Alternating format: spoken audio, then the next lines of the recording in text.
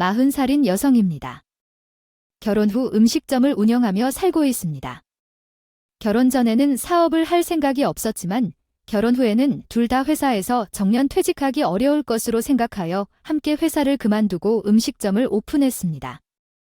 남편은 이남 중 자로, 장남으로서 부모님의 관심과 지원을 받았을 것이라고 생각할 수 있지만 실제로는 그렇지 않았습니다.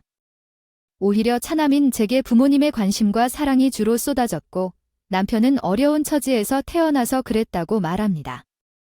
상대적으로 건강하고 강인한 남편이 부모님의 관심에서 멀어진 것이라고도 합니다. 남편은 학자금 대출을 받아온 것 같아요. 알바를 받았으나 도련님께서는 알바는커녕 학자금도 시부모님이 다 내주셨다고 들었을 때 저는 너무한 거 아니냐고 할 정도였어요. 근데 남편은 동생이 좋은 대학을 나오기도 해서 그렇게 지원을 해줬다고 얘기했지만 제가 다 서운했었어요. 그런데 결혼 준비를 하면서 느낀 것은 시부모님이 생각보다 남편에게 관심이 없는 것 같다는 거예요. 교제 중에 결혼 준비를 할 때도 시부모님께서는 저희를 불러다가는 둘이서 알아서 하라고 하셨죠. 내가 아들 둘 키우면서 뒷바라지 않으나 결혼 자금으로 보태줄 돈이 없다. 그러니까 너희가 알아서 준비해라 이런 식으로 간섭하는 시어머니보다 차라리 관심 없는 시어머니가 더 좋다고 느끼게 되었어요.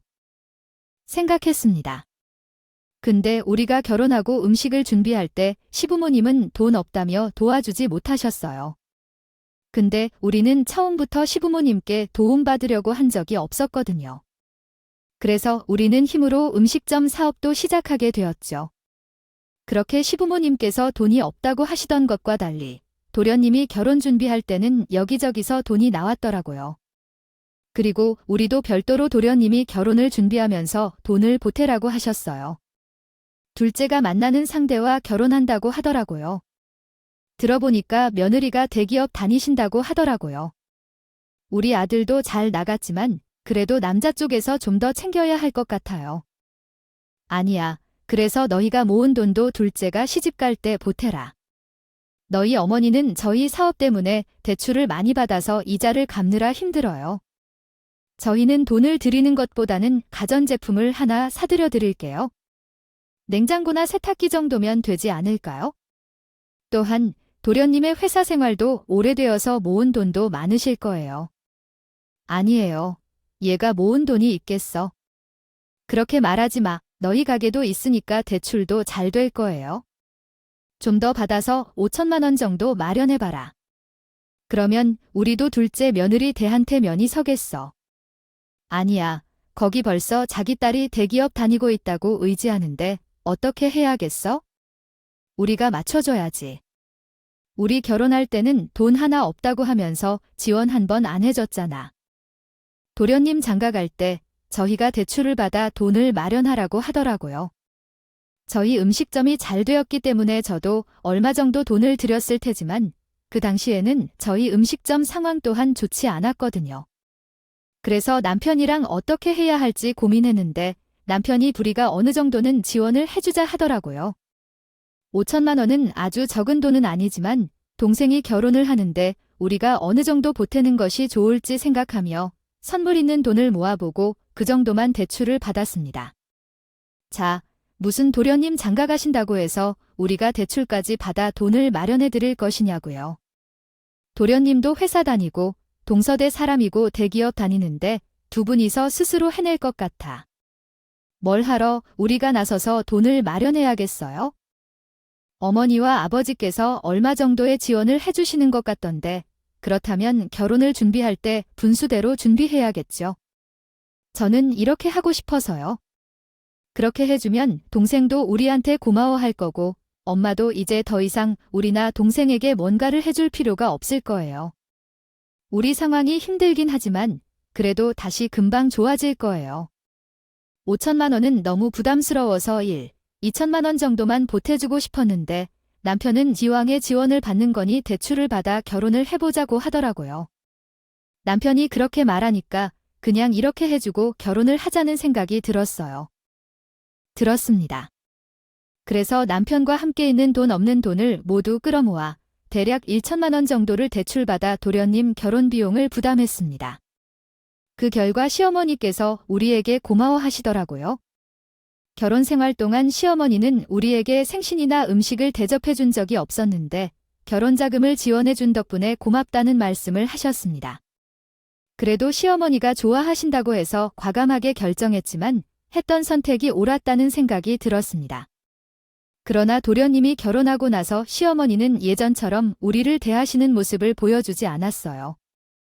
일부러 무시하는 듯한 태도를 보이거나 한 번은 결혼하고 소개해드릴 때 시댁이 오신다면서도 저를 무시하고 계셨어요. 부르셨다고 하셨어요. 그래서 제가 쟤랑 동서와 따로 인사를 시켜주고 싶으신 건가 싶은 생각이 들었습니다. 그런데 시댁에 가는데 시어머니가 쟤를 보시고 왜 이렇게 늦게 왔느냐고 하셨어요. 아니, 내가 언제 연락했는데 이제 오니 내가 느껴 온 대로 해. 우리 둘째한테 대접도 못하고 있었잖아. 어서 가서 과일이라도 깎아서 내놔봐. 시댁에 들어가니 벌써 동서와 시어머님이 계시더라고요. 그런데 시어머니가 여태까지 널 기다렸다고 하니 당장 대접할 과일이라도 까놔 하셨습니다. 시어머니만 계신 것도 아니고 동서도 함께 있는데 굳이 저에게 시키시는 모습이 당황스러워서 어떻게 할지 모르겠습니다. 해야 하겠죠? 생각하며 잠시 멈췄습니다. 근데 그런 모습을 보시자 시어머니가 빨리 움직이라고 하셨어요. 내가 빨리 과일이라도 가져오라고 했잖아. 뭘 느긋하게 있다가. 그리고 너는 둘째, 나가 오기 전에 미리 와서 이것저것 챙겨줄 준비를 해야지. 왜 이렇게 늦게 왔니? 동서 앞에서 은근히 무시하려는 시어머니 행동 때문에 내 얼굴이 더 화끈했어요. 근데 어째서인지 동서가 결혼한 지 얼마 안 됐는데 벌써 시키기도 어려운 것 같잖아요. 그래서 그냥 내가 챙겼죠. 근데 이날부터 동서도 묘하게 무시하는 듯한 행동을 하더라고요. 솔직히 손의 사람이 나를 무시하는 거야 생각했어요. 네, 그러시다면 제게 그 계기를 알려주시겠어요? 동서가 결혼한 지 3달이 되던 그때 시어머니의 생신이 있었거든요. 그래서 올해는 동서도 생각해서 같이 준비하자고 했습니다. 그래서 동수에게 시어머니 생신을 알리고 어떻게 준비해야 하는지 물어봤어요. 이번 주 주말에 어머니의 생일이 있다는 걸 알았죠.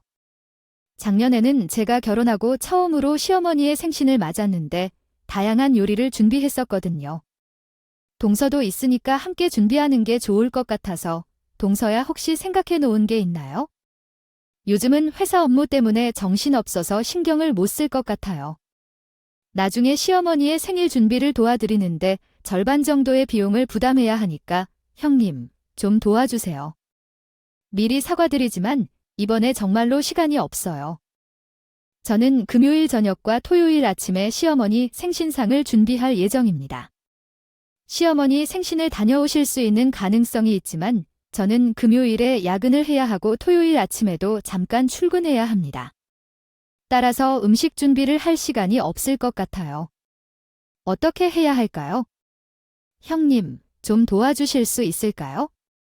제가 결혼한 지 얼마 안 돼서 요리를 잘 못합니다. 전에 형님이 요리를 잘하시는 걸 봤는데요. 형님이 어머니 생신상을 준비하시면 될 것 같아요. 회사 업무가 바빠서 시어머니 생신상 준비를 할 시간이 없다고 했는데 이번에도 혼자서 하기 어려울 것 같아요. 생각이 들긴 했지만 혼자 할 수 없으니까요. 다 보니 정신이 없나 봐요. 생각해보니 어머니의 생신이 다가오니까 좀 더 신경 써야겠다고 생각했습니다. 미리 살 것들을 보며 어머니의 생신을 준비하고 있었어요. 근데 문득 어머니께서 예전에 명품 스카프를 선물로 받고 싶다고 하신 적이 생각나더라고요. 그래서 백화점에 가서 어머니의 생신 선물을 산 후에 지하층으로 내려가서 먹을 것을 사러 가는 도중에 익숙한 목소리가 들렸어요. 그래서 누군지 궁금하여 두리번거리며 살펴보았더니 친숙한 뒷모습을 발견했습니다. 가까이 가서 목소리를 듣자 동서라인텍 회사에 계시지 않고 백화점에서 계시다니 조금 의아해했지만 직접 물어보면 해결될 것 같아요. 동서에게 가까이 다가가면서 친근하게 보이려고 했지만 갑자기 동서 입에서 나온 얘기였습니다. 이번 주에 시어머니의 생신이라고 하는데 일반적으로 형님이 연락하면 어떻게 해야 할지 물어보라고 했습니다.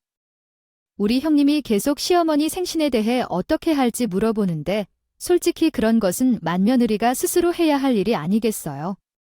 그래서 우리 어머님이 형님이랑 안 좋아하신다는 거야?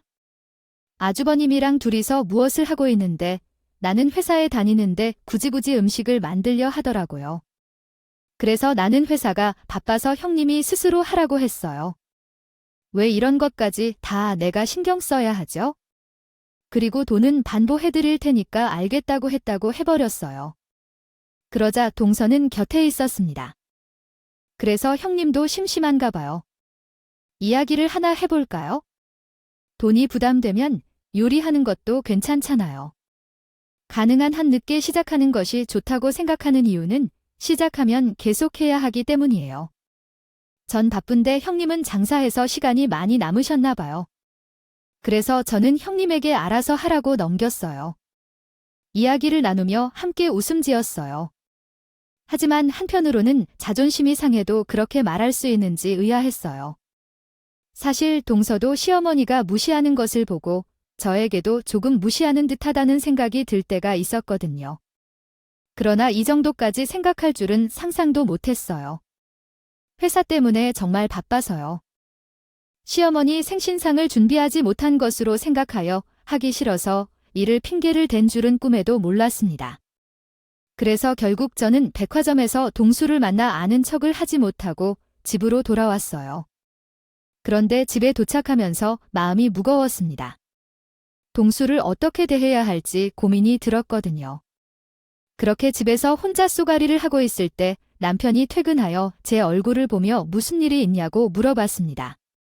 사실을 말해야 할지 말아야 할지 많은 고민이 있었지만 답답한 마음에 남편에게 오늘 백화점에서 있었던 일을 털어놓았어요. 오늘은 시어머니 생신 선물을 사러 백화점에 갔었거든요. 거기서 우연히 동수를 만나 기존 사람들과 얘기를 하고 있더라고요. 아는 척하다가 다가가 보니 가까이 갈수록 말소리가 들리는데 들어보니까 내 이야기를 했어. 자기는 회사에 바빠서 나는 장사해서 시간이 남아도 생신상 차리고 싶은데 어머니가 내가 만잡들이 역할을 제대로 못해서 무시한다고 얘기했어. 에이 설마 재수 씨가 그렇게 말한 거겠지? 아무래도 백화점이니까 사람도 많고 거리도 있으니까 이런저런 말이 섞인 게 분명해. 괜히 마음 쓰지 말고 이번에는 엄마 생신상 차릴 땐 내가 도와줄게. 그런 거겠지? 사실 이 얘기를 듣고 나니 동서 보기가 조금 부끄러워지고 그래도 계속 봐야 될 것 같아. 사람은 어떻게 해야 하는지 고민했는데 아마 내가 잘못 들었겠지요. 어차피 동사가 돕지 않는다고 했으니까 우리는 전날 음식을 해놓고 시어머니 생신날을 맞아 어머니 댁에 조금 일찍 넘어가서 음식을 마무리하면 되겠다고 생각했습니다. 한편으로는 기분이 찝찝했지만 그냥 넘기려고 노력했습니다. 아니면 제게만 어려움이 커지잖아요. 그래서 주말에 남편과 둘이서 점심을 먹고 시댁에 가서 생신상에 올릴 음식을 준비하고 있는데 서방님이 1시쯤 오셨습니다. 당연히 동서가 있을 줄 알았지만 쳐다봤는데 동서는 없고 서방이 혼자 들어오더라고요. 그리고 제게 남편과 함께 주방에서 일하는 모습을 보고 도와드릴 일이 있는지 물어보셨죠. 형수님, 무엇을 도와드릴까요? 손을 씻고 돌아와서 거들게요. 할 일이 정말 많이 남았어요. 사실 남편이랑 전날부터 음식을 해와서 해야 할 일이 그리 많이 남지는 않았습니다. 그래서 나만나 생각에 두리번거리고 있었는데 시어머니가 갑자기 뭘 도와줄래 하시더라고요. 내가 할 일이 뭐야? 너희 형이랑 형수가 아까부터 음식 해놨는데 할 일이 없어. 너는 평일 내내 회사에서 힘들게 일했잖아. 너 들어가서 잠이나 자라. 형과 형수가 잘하고 있으니 너는 걱정 말고 쉬어 하시더라고요.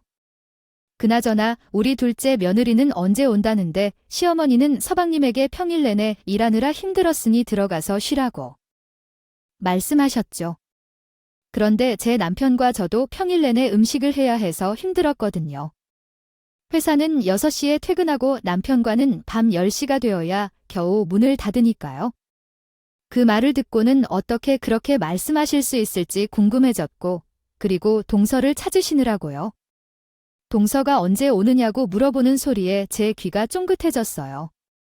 와이프가 댁이 없다는 느낌으로 꽤 바쁘다고 말씀하고 이번 주말에도 급하게 부르고 일하러 가서 조금 있다가 도착할 거예요. 그럼 나는 들어가서 한숨을 잘게요. 이번 주는 회사 업무가 많아서 힘들었거든. 그래서 동선의 일 때문에 조금 더 늦게 올 거라고 말했더라고요. 그래서 회사 업무가 정말 바쁜 것 같아요. 생각하며 남편과 시어머니의 생신상 준비를 했습니다. 그렇게 모두 준비를 마치고 나서 시계를 보니 6시가 조금 넘었습니다. 그래서 동서가 올 때까지 식사를 기다리고 있었지만 동서가 오지 않았어요. 7시까지 기다린 후 결국 전화를 걸었습니다. 그러나 전화를 받지 않아서 남편을 쳐다보니 요즘 바빠서 그런 것 같다며 태평하게 소파에 기대어 있었습니다. 그렇게 동시가 다 되어서야 들어왔는데 동서가 머스하며 들어오자 시어머니는 그럴 수 있다고 말하면서 괜찮다고 하셨어요. 회사 업무가 그렇다고 하더라고요. 주말까지 외출해서 일하느라 수고했다고 하고 좀 늦을 수도 있으니 괜찮다며 저녁 아직 먹지 않았으니 빨리 현상하라고 했어요. 조금 식은 음식이 있지만 다시 데우기로 했어요. 이거 하나 더 데우면 몇 개는 다시 먹을 수 있겠죠? 그리고 나서 시어머니께서는 제게 음식을 가져오라고 시켜주셨어요. 여태까지는 저가 음식을 준비했으니 그것은 제 서방님이 동생에게 시킬 수도 있는 것이죠.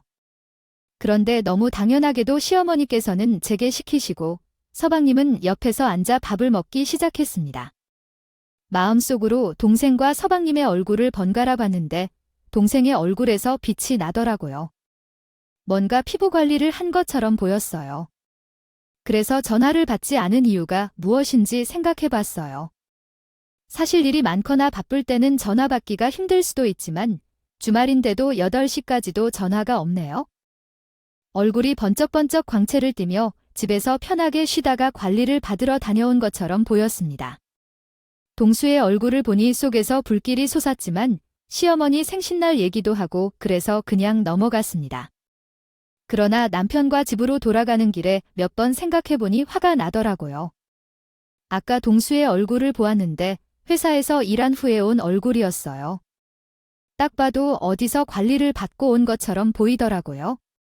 또한 어머님께서 여태까지 우리가 음식을 하고 그랬으면 데워주는 정도는 동수가 시켜야 하는 거 아니냐고 하신다. 그것도 내가 해야 하겠지만 그러면 솔직히 동수도 미안할 것 같더라고요. 일어나서 스스로 해야 된다고 하는데 동수가 가만히 앉아서 빨리 음식을 대야 한다는 것을 보았어요. 진짜 이해가 안 가요. 기가 막혀서 나도 아까 재수 씨를 보는 중이었는데 너무한다 싶더라. 사실 이렇게 늦게까지 오고 우리가 재수 씨 하나만 기다리면서 밥도 못 먹고 기다린 거였잖아. 근데 미안하다는 말도 없고 우리가 만든 음식 다 먹어놓고 치우는 건 도와주지도 않고 그냥 소파에 앉아버리는데 내가 다 당황스럽더라. 그렇게 남편이랑 동서 얘기를 하며 저희는 집으로 왔습니다. 사실 동서 시댁 행사가 있는 게 아니면 자주 만날 일도 없으니 그냥 자주 안 보는 게 좋겠다는 생각을 했고요. 그래서 어느 때와 같이 남편이랑 가게 오픈 준비를 하고 있는데 시어머니가 저한테 전화하셔서 급하게 집으로 오라고 하시더라고요. 그래서 왜 그러시지라는 생각이 들었어요. 생각에 남편한테 무슨 일이 있는지 물었습니다. 어머님이 방금 전화해와서 빨리 오라고 하셨어요. 당신은 무슨 얘기가 있는 거냐고 왜 이렇게 빨리 와야만 하는지 궁금해하고 있어요. 글쎄, 나도 특별한 일은 없는데 동생에게 물어볼까 생각 중이에요. 아니야, 그냥 내가 지금 가면 돼. 내가 손질해야 할 일을 마무리하고 어머님을 보러 갈 테니까 당신이 다른 것들을 좀 마무리해줬으면 해. 남편은 무슨 일이 있는지 모른다고 하더라고요. 그래서 음식 손질을 하다가 남편에게 맡기고 시부모님 집으로 갔어요. 시부모님 집에 들어가는데 시어머니가 저를 보고 죽을 좀 하라고 하셨어요.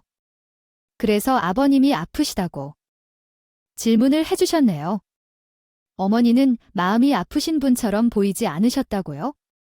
아버님 몸이 안 좋으셨다면 병원에 다녀오신 거예요. 축하라고 제가 부르셨다고요? 너네 아버지 말고 둘째가 아프다고 해서 힘들겠어요. 대기업 다니시는 게 얼마나 힘들까요? 둘째가 몸살이 나서 밥도 못 먹고 있다고 하셔서 아까 둘째가 전화를 해서 좀 챙겨주라고 하셨는데 나보다는 내가 요리를 더 잘하잖아요. 그래서 내를 부른 거겠죠? 얼른 둘째 애한테 줄 죽이나 좀 끓여봐요. 솔직히 아버님이 아프셔서 제가 죽을 하라는 것도 어이가 없는데 동생이 몸살에 걸려 밥을 못 먹고 있다고 하니까 제가 동생을 위해 먹을 죽을 만들려고 하시는 걸로요. 그 말을 듣는데 내게 왜 아프다고 생각하는지요. 챙겨야 할까 싶어서 시어머니께 말씀드리면서 가게 일 때문에 가봐야 한다고 언급했고 요즘 배달 서비스가 잘 되고 있다는 것도 알려드렸습니다. 어머니께서 급하게 부르셔서 가게 오픈 준비를 하다 온 것이며 동생이 먹을 죽을 만들려고 한다는 이야기도 했습니다. 최근 배달 서비스가 잘 되어 죽을 만들어서 배달해주면 동생이 주문하여 먹을 거라고 말씀드렸습니다. 그리고 저는 시댁에 나가려는데 시아버지께서 안방에서 나오셔서 동생이 아프다면 챙겨줘야 한다는 말씀을 하셨고 밖에서 사 먹는 음식이 좋다면 배달해서 먹으라고 하셨습니다. 당신은 할 수 있는 일이 아니라고 생각하지만 그 작업은 그렇게 어렵지 않다는 것이야. 어떤 것을 하나만 하고 가져다 주면 되는 것이지. 가족끼리 이 정도의 것도 못 해주겠느냐? 내가 뭔가 위대한 것을 가져다 줄 것 같은데 그건 아닌 거야? 그건 사람을 죽여야 하는 것도 아니거든? 10분도 걸리지 않을 것이야. 그리고 내가 요리를 좋아하니까 조금 더 빨리 할 수 있는 거야? 그러니까 빨리 해라. 갑자기 아버지뿐만 아니라 어머니까지 동생에게 죽을 것을 만들려고 하셨어요. 하지만 생각해봐도 그렇게 하고 싶지 않았어요. 그래서 시부모님께 동생이 아닌데 왜 그것까지 해주어야 하는 거예요? 제가 몇 살인데 아프다고 죽을 만들어주세요. 그리고 본인이 먹어야 한다면 시키세요. 먹어도 서방님이 챙겨주시겠죠? 제가 왜 동사 아픈 것까지 챙겨주나요? 알아서 하겠죠? 너는 애가 왜 이렇게 정이 없어? 형님이 돼서 서가 아프다는데 그 정도는 해줄 수 있는 거 아니야? 내가 너한테 병원을 데려다 주라고 했니? 8초 반상을 차리라고 했니? 고작 죽 한 끓여주는 거 가지고. 그리고 우리 아들은 지금 회사에서 일하느라 정신없을 텐데 어떻게 집에 와서 음식까지 차리겠어? 어머님, 저도 지금 가게 일 하다가 어머님 전화 받고 급하게 왔어요. 그리고 동생이 기 먹고 싶으면 알아서 사 먹거나 해 먹으라고 하겠죠. 이만 가볼게요. 아직 가게 오픈 준비도 다 못했어요.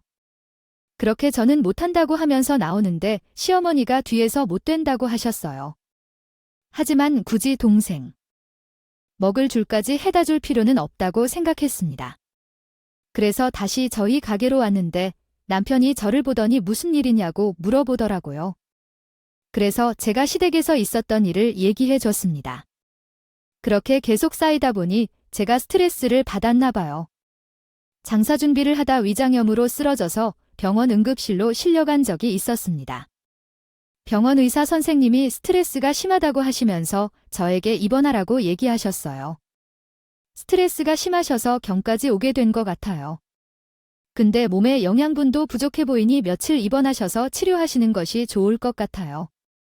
의사 선생님 말을 듣는데 내가 이렇게까지 감정 소모를 하며 스트레스를 받으며 지내야 할 필요가 있다는 생각이 들었습니다. 있을까 한 생각이 들었어요. 동선뿐만 아니라 시어머니까지 의견을 세우는 것도 지칠 것 같았고 나만 그 둘이랑 사이가 안 좋으니 내가 빠져주는 것이 내 정신 건강에도 좋을 것 같았어요. 동서나 시어머니도 좋겠다는 생각이 들었거든요. 그래서 나를 보러 온 남편한테 말했어요. 병원에 입원해서 같이 입원한 환자들끼리 이야기를 나눠보니까 암에 걸리는 사람들의 공통점이 하나 있더라고요. 밤에 그렇게 잠이 잘 안 온다는 거예요. 근데 그렇게 잠이 안 오는 이유가 스트레스 때문이라고 하더라고요. 하지만 동서가 시집 왔은 이후로 내가 편하게 잠을 잔 적이 없어요. 최근에는 시댁 생각만 하면 숨이 톡 막히며 뜬 눈으로 밤을 새운 적도 많았거든요. 난 40살도 안 되어서 암에 걸리고 싶지 않아요. 이제부터는 시어머니와의 연을 끊고 제가 혼자 챙겨가며 살기로 결정했습니다. 만약 이것이 싫거나 이해하지 못하신다면 이혼도 고려 중입니다. 혼자 길바닥에 살더라도 마음 편하게 살고 싶어 합니다.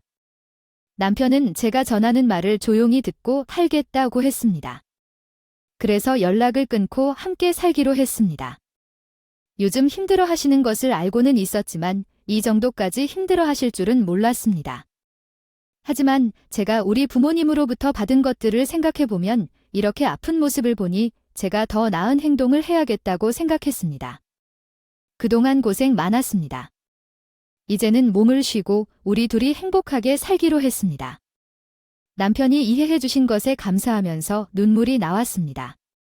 그러나 남편이 이야기를 시어머니에게 전달했을까요? 연을 끊고 살 거라는 소식을 듣고 난 후 시어머니가 빠르게 저에게 와서 싹싹하며 자신의 잘못을 인정했습니다. 나는 내가 이렇게 고통받을 줄 몰랐어. 미안해. 아무리 그래도 연애를 끝내는 건 아니니까 어떻게든 위로를 해주겠다고 말하며 한 번만 용서해 주길 바랐습니다. 그러자 시어머니를 보는 것만으로도 화가 나는 나는 남편을 불러 어머니를 모셔와라고 요구했습니다. 그 결과 남편이 시어머니를 데리고 나갔고 얼마 후에 남편이 종이 한 장을 들고 들어왔습니다.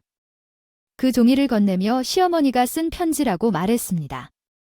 그래서 궁금해하며 편지를 열어보니 거기에는 세세한 이야기가 담겨 있었습니다. 여태까지 시어머니가 동해를 챙겨준 이유는 친정 집안이 좋았기도 하고 직장도 대기업을 다니는 만큼 본인 아들이 무시당할까봐 더 신경 써준 거라고 하더라고요. 그러면서 어머님이 동서 눈치를 보느라 여태까지 이렇게 행동한 건데 내가 인연을 끊겠다고 하는 소리에 본인도 잘못했다는 생각이 들어 앞으로는 달라질 거라고 써 있었습니다. 그리고 한 번만 더 기회를 달라고 하더라고요. 생각이 무거워진 상태에서 퇴 준비하는데 시어머니한테 연락이 왔습니다. 퇴원했다. 컨디션은 어때? 너 컨디션 회복되면 한번 만나자. 내가 진심으로 사과하고 싶어서 그래. 저한테 진심으로 사과하고 싶다는 시어머니께 정중하게 거절을 했습니다. 그리고 당분간의 연락도 않겠다고요. 그리고 지냈으면 좋겠다고 말씀드렸죠. 제가 한 말에 들은 시어머니는 한숨을 깊게 쉬시더니 대답 없이 전화를 끊으셨습니다. 며칠 동안 연락이 없었어요. 그런데 우연히 날짜를 확인하니 곧 재산 분할 날이 다가온다는 생각이 드더라고요. 그래서 남편에게 이번 재산 분할 날부터는 참석하지 않겠다고 말했습니다.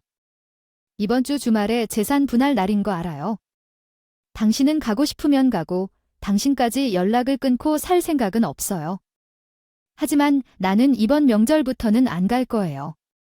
그래요. 그렇게 하겠습니다. 나도 안 가도 돼요? 당신 몸 상태도 안 좋으니까 혼자 집에 둔 채로 가는 게 그렇게 하잖아요. 그리고 엄마가 오라고 할 때만 잠깐 가서 절을 하고 주무시면 되지요. 태어난 지 얼마 되지도 않으신데 안정 찾아야죠. 푹 쉰 후 남편과 제사날 저는 가지 않는 방향으로 얘기를 끝냈습니다. 그러나 제사 하루 전날 시어머니가 전화했어요. 너 이번에 안 온다고 했다며 그러지 말고 이번에는 달라진 모습을 보여줄 테니까 와서 둘째 며느리가 음식하는 것만 봐줘라. 둘째도 적응하는데 시간이 걸릴 거 아니야? 내가 너한테는 음식 안 시키마. 시어머니가 이렇게까지 전화해서 얘기하니 고민이 되었어요. 중에 찾아오기도 하며 손편지를 써준 것도 있었는데 내가 일방적으로 무시하는 것도 사실. 저에게는 스트레스였어요. 이번에는 직접 가서 정말 변했는지 눈으로 확인해 보자는 마음으로 시댁에 가기로 했습니다. 결정했습니다. 그래서 남편에게도 이번에 마지막으로 확인해 보겠다고 말했고요. 나는 이번 제사에 가기로 했어요. 어머님이 전화해 오셔서 동사 음식만 다르다고 하셨는데 이번에 찾아오셔서 달라진 모습을 말씀하시는데 거절하기도 힘들고 이번에 가서 진짜 변했는지 확인해 보고 싶기도 하고 그래서 제삿날 오후에 가려고 했어요. 남편은 제 말을 듣더니 굳이 그렇게 할 필요가 없다고 하더라고요. 아이 뭐 하러 가. 그리고 당신 아무것도 안 한다고 해도 막상 눈에 보이면 할 거잖아. 그러니까 그냥 가지 말자. 굳이 그렇게까지 할 필요 없어. 남편은 저에게 가지 말자고 했지만 음식하는 동서의 모습을 제 두 눈으로 꼭 보고 싶었어요. 그래서 남편에게 괜찮다고 말했습니다. 주말에 퇴원하고 별로 지나지 않은 몸을 끌고 시어머니 집으로 이동했습니다. 그러나 나름대로 늦게 도착했다고 생각했지만 실제로 목적지에 도달하지도 못했습니다. 무언가 준비를 해놓고 온 줄 알았지만 식탁에는 음식 재료만 놓여 있었습니다. 이 광경을 보자마자 방에 들어가 누워버렸습니다. 시어머니는 고민스러워하며 다음을 어쩌지 생각했으나 더 이상 눈치를 보지 않아도 돼서 그랬겠죠. 밤늦게 도착한 동서는 시어머니에게 데려가 달라고 하자마자 안방으로 이동했습니다. 그 상황을 몰래 지켜보며 이게 어떤 일이 일어나고 있는 건가 궁금했습니다. 실제로 시어머니가 동수에게 무슨 말을 하려고 하는지, 입에서 대체 무슨 말이 나올지 엿보기 위해 가까이 다가가 문틈 사이로 상황을 엿보면서 듣고 있었습니다. 그러나 돌연히 부딪힌 사실에 어이가 없었습니다. 행동의 가늠이 멈춘 적이 있습니다. 제 세상의 어머니는 제 산날 밤 늦게 오신 동생에게 명품 가방을 선물하시며 칭찬을 하시던데요. 우리 대기업 딸이는 둘째 며느리가 힘들 것이라 생각되는데 이렇게 시댁 제사에도 참석하고 기념하기도 하지. 이것 좀 가져가라.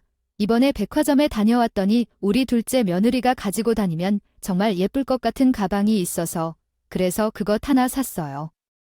큰 며느리가 그것을 보면 다 놀랄 것 같아서 내가 여기다 넣어 두었으니 나중에 집에 돌아갈 때 가져가라.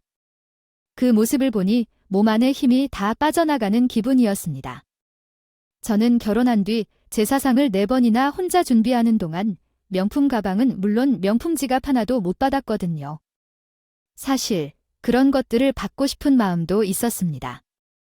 생각도 없었는데 동서는 제사상을 차린 것도 아니고 그냥 왔다는 이유만으로 명품백을 주는 모습에 제 인내심이 바닥이 나고 있었어요. 시어머니께서 한마디 더 하셨어요. 너가 큰 척 눈치 좀 살펴서 맞춰봐라. 대기업 다니는 너랑 자기를 비교하니까 자격지심이 더 그러는 거야?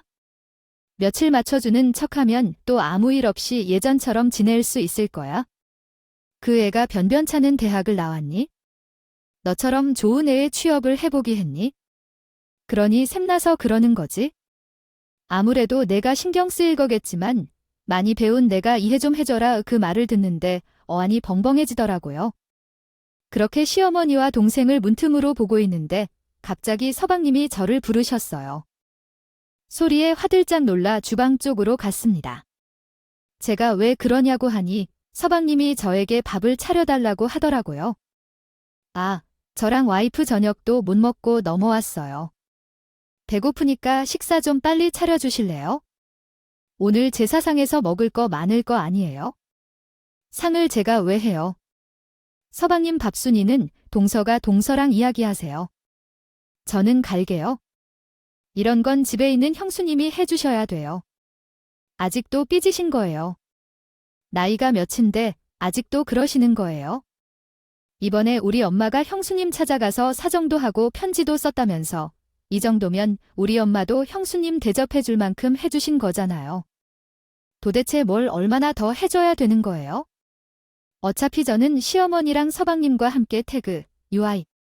그리고 나 동서랑 연락 끊고 안 볼 생각이었으니 저도 서방님께 하고 싶은 말 다 해버렸습니다. 제가 대접을 받았다고요? 아무것도 안 하고 밤늦게 온 동서는 방금 어머니께 명품백까지 선물로 받던데 그럼 대접은 동서가 더 받고 있는 거 아니에요? 그리고 제가 왜 집에 있는 사람이에요? 저도 이래요? 그러니까 식사도 동서한테 차려달라고 하시죠. 앞으로 저 시댁에 오는 일 없을 테니까 그렇게 아세요? 그렇게 서방님께 큰 소리 친 후 남편과 옷가지를 챙겨서 나가려고 하는데 동서와 시어머니가 안방에서 웃으면서 나왔습니다. 그리고 나갈 준비를 하는 저와 남편을 보시더니 시어머니가 어디 가냐고 하시더라고요. 제사 음식하다 말고 어디? 가니 오늘까지만 해라 시간도 늦었잖아. 시어머니는 또 자연스럽게 절을 하시고 저는 척도 하지 않고 나가려고 했습니다. 근데 시어머니가 가까이 오셔서 제 팔목을 붙잡으시고 그래서 제가 시어머니를 쳐다봤습니다. 그러자 시어머니가 날 말했습니다. 집안 며느리가 산날 와서 이게 무슨 짓이야? 최근에 아팠다고 해서 내가 오냐 호냐 해줬더니 아주 버르장 머리가 없어졌다. 이러니까 내가 너한테 잘 안 해주는 거야? 좀만 잘해주면 이렇게 키 오르려고 하니 빨리 들어와서 음식부터 해라. 저번에는 자기가 변한 거 보고 동서 음식하는 거 봐주라고 하더니 갑자기 이러면 안 된다고 훈계하셨습니다. 이 와중에 옆에서 배고프다고 밥을 하는 서방님을 지켜보던 남편이 갑자기 성큼성큼 거실 쪽으로 걸어갔고 그리고는 제 사상 4개를 모조리 엎어버렸어요.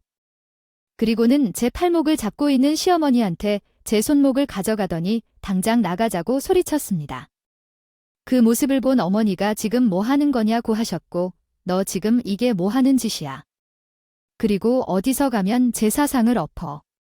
너 지금 내 마누라 데리고 나간다는 거야?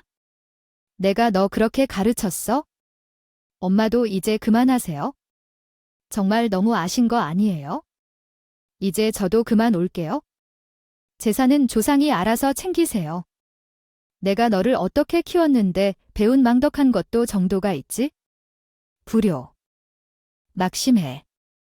그래, 부모 없이 어디 좋게 살아보라고. 시어머니가 화를 내고 우리가 나가자 하니까 남편이 걱정되더라고요. 그래서 남편에게 괜찮냐고 물었습니다. 시어머니가 이렇게 나갈 줄은 꿈에도 몰랐거든요. 그래도 부모와 자식 관계라서 신경이 쓰였지만 남편은 시어머니의 행동에 질렸다고 하며 이사를 가자고 했어요. 나는 이제 부모님이 없는 사람이라 생각하기로 했어요. 여기서 사업을 해도 이런 일이 다시 일어날 수도 있으니까 우리 처가 근처로 이사하자. 그리고 거기서 다시 음식을 해야지. 남편은 시어머니에게 실망한 것 같은데 가게와 집을 정리한 후 저희는 친정 근처로 이사를 가게 되었습니다. 친정 부모님은 저희가 가까이에 세우니 너무 좋아하셨어요. 또한 남편도 살들이 챙겨주셨습니다. 그 모습을 보니 이사를 잘 선택한 것 같았어요. 그런데 저희가 그 동네에서 5년 정도 장사를 하다 보니 아는 사람들이 있었거든요. 그분들이 저한테 연락을 해서 시어머니가 요즘 어떻게 사는지 알려주는데 재미있더라고요. 그래, 친정 근처로 가니까 어때? 좋아, 너희가 그렇게 가고, 네, 시어머니 찬밥 신세 되었다더라고요. 대기업 다닌다는 동선에 거기에 관심을 갖고자 했는데 될 터이나 있겠어요. 그래서 요즘 동네 사람들한테 둘째 며느리에게 얼마나 욕을 하는지가 궁금하더라고요. 다니는지 몰라 찬밥 신세가 됐다는 시어머니의 소식을 듣고 쌤통이었습니다. 남편에게 그 얘기를 해주자 남편도 그럴 줄 알았다고 하더라고요. 저희한테 큰 소리 쳐 못해 얼마나 속이 쓰실지 생각만 하면 여태까지 쌓였던 응어리가 녹아내리는 기분입니다. 남편도 친정 근처로 와서 잔뜩 사랑받는 모습을 보니 제 마음도 편해지더라고요. 그렇게 저희는 행복한 하루를 보내고 있고요. 길었던 제 이야기 들어주신 분들께 감사 인사를 드리며 저는 이만 마무리하겠습니다. 감사합니다. 오늘도 저희 채널에 와주셔서 감사드립니다. 더 좋은 이야기로 이어지길 바랍니다.